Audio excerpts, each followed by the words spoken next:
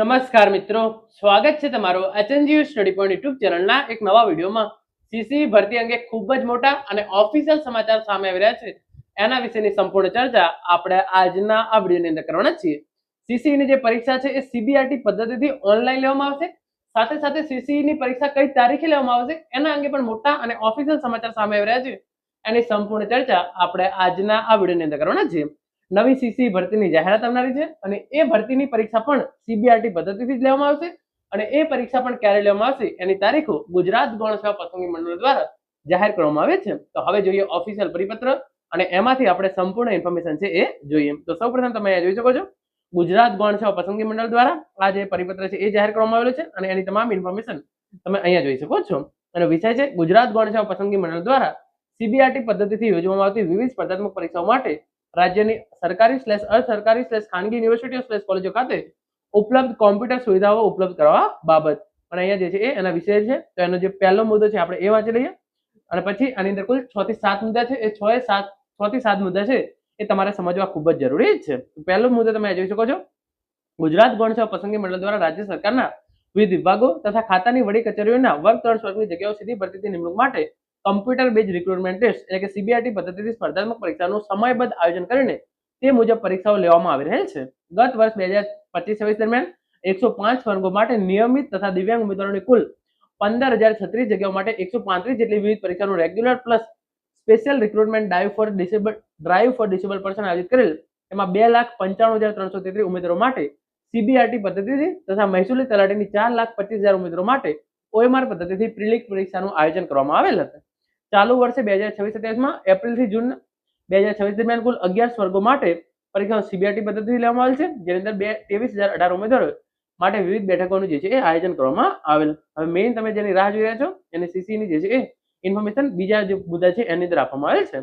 હાલ સરકારશ્રીના માર્ગદર્શન મુજબ જુલાઈ 2026 થી આગામી જૂન 2027 દરમિયાન કુલ 179 જેટલા વિવિધ વર્ગો માટે 23,396 જગ્યાઓ માટે વિવિધ પરીક્ષાનું આયોજન કરવામાં આવે છે. આ માટે સંબંધિત એજન્સી પાસે માસ દીઠ પરીક્ષા મુજબ ઉપલબ્ધ બેઠક વ્યવસ્થાની માહિતી મંગાવવામાં આવે છે. તો જુલાઈ 2026 થી જૂન 2027 દરમિયાન 179 જે છે એ વિવિધ પોસ્ટ માટે 23,396 જગ્યાઓ માટે જે છે એ વિવિધ પરીક્ષાઓ સીબીઆરટી પદ્ધતિથી લેવામાં આવશે. પછી આગળ તમે જોઈ શકો છો મંડળ દ્વારા સદરુ પરીક્ષાઓ સીબીઆરટી પદ્ધતિથી સુચારુ રૂપે લેવા માટે સમગ્ર રાજ્યમાં એક તબક્કે પરીક્ષા યોજવા માટે કોમ્પ્યુટરની વિવિધ સુવિધા ધરાવતા યુનિવર્સિટી, કોલેજ, શાળાઓ અને શૈક્ષણિક સંસ્થાઓ માટે જે છે એ સંસ્થાઓની જરૂરિયાત રહે છે. તો આગળ તમે જોઈ શકો છો સરકારશ્રીના સંબંધિત પત્રથી ગત વર્ષે વિભાગોને આપેલ સૂચના અન્વયે મંડળ દ્વારા રાજ્યના શિક્ષણ વિભાગ, ગૃહ વિભાગ, શ્રમ અને રોજગાર વિભાગનો પરામર્શ કરીને તેઓના નિયંત્રણ હેઠળની સરકારી ખાનગી ક્ષેત્રની આઈટીઆઈ, કોલેજ, યુનિવર્સિટી પાસેથી ઉપલબ્ધ કમ્પ્યુટર સુવિધાઓ મેળવવા માટે સતત કાર્યવાહી કરવામાં આવેલી છે. જેના પરિણામે ગત વર્ષે સપ્તાહના ચાલુ દિવસો દરમિયાન 5,000 થી 7,000 બેઠકોની સામે હાલ 10,000 જેટલા કમ્પ્યુટરની બેઠક વ્યવસ્થા ઉપલબ્ધ કરાઈ છે. ત્યારે રવિવારે 20,000 જેટલી કમ્પ્યુટર બેઠકોની વ્યવસ્થા ઉપલબ્ધ થઈ શકેલ છે. પરંતુ રવિવારે UPSC, RRB, IBPS, staff selection board, GPSC જેવી ભારત સરકાર, રાજ્ય સરકારની વિવિધ સંસ્થાઓ દ્વારા OMR/CBRT લેખિત પરીક્ષાનું આયોજન થતું ગુજરાત ગૌણ સેવા પસંદગી મંડળ દ્વારા વેઇટિંગ પીરિયડ ખૂબ લાંબો થાય છે. તો અહીંયા તમે જોઈ શકો છો ગુજરાત ગૌણ સેવા પસંદગી મંડળ દ્વારા તાજેતરમાં બહાર પાડવામાં આવેલ ભરતી કેલેન્ડર મુજબ આગામી સમયગાળાની અંદર junior clerk, senior clerk, head clerk જેવા વહીવટી સગોની કમ્બાઇન્ડ કોમ્પિટિટિવ ટેસ્ટ સીસી નું આયોજન સપ્ટેમ્બર માસમાં કરાયેલ છે. તો તમે જોઈ શકો છો પહેલા સીસી ની તારીખ CC1 નું જે આયોજન છે એ સપ્ટેમ્બર મહિનાની અંદર કરવામાં આવશે. તો સીસી પરીક્ષા છે એ સપ્ટેમ્બર મહિનાની અંદર લેવામાં આવશે. આ ઓફિશિયલ ન્યૂઝ છે એ ગુજરાત ગૌણ સેવા પસંદગી મંડળ દ્વારા આપી દેવામાં આવે છે. સદર પરીક્ષા માટે અંદાજે 4.75 લાખ જેટલા ઉમેદવારો નોંધાયેલ છે. આ માટે મલ્ટી શિફ્ટમાં પરીક્ષાનું આયોજન કરવામાં આવેલ છે, પરંતુ તે માટે સપ્તાહના ચાલુ દિવસો દરમિયાન પણ 20,000 જેટલી બેઠક વ્યવસ્થા ઉપલબ્ધ થાય અને પ્રતિદિન 3 શિફ્ટમાં આયોજન કરી સળંગ 8 દિવસમાં 24 શિફ્ટમાં એક્ઝામ લઈ શકાશે. તો તમે જોઈ શકો છો એક દિવસે 3 શિફ્ટ અને 8 દિવસની અંદર કુલ 24 શિફ્ટની અંદર આ પરીક્ષા છે એ પૂરી કરી દેવામાં આવશે. તો સપ્ટેમ્બર મહિનાની અંદર પરીક્ષા, સપ્ટેમ્બરની અંદર 8 દિવસની અંદર જ આ પરીક્ષા છે એ પૂરી કરી દેવામાં આવશે અને એક દિવસની અંદર જે છે એ 3 શિફ્ટ અને ટોટલ જે છે એ 24 શિફ્ટની અંદર સીસી પરીક્ષાનું આયોજન કરવામાં આવશે.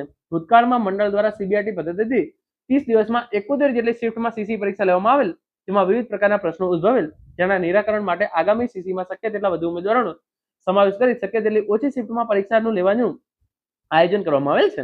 તો 24 શિફ્ટની અંદર 8 દિવસની અંદર સીસી ની પરીક્ષા છે એ સપ્ટેમ્બર મહિનાની અંદર પૂરી કરી દેવામાં આવશે. સપ્ટેમ્બર મહિનાની અંદર એક દિવસમાં 20,000 ઉમેદવારો અને એક દિવસની અંદર 3 એટલે કે ટોટલ જે છે એ 20,000 × 3 એટલે કે એક દિવસની અંદર જે છે એ 60,000 ઉમેદવારોની પરીક્ષા અને 8 દિવસની અંદર 24 શિફ્ટની અંદર સીસી પરીક્ષા છે એ પૂરી કરી દેવામાં આવશે. અને એના પછી જે સીસી ની નવી ભરતી તમે જોઈ શકો છો.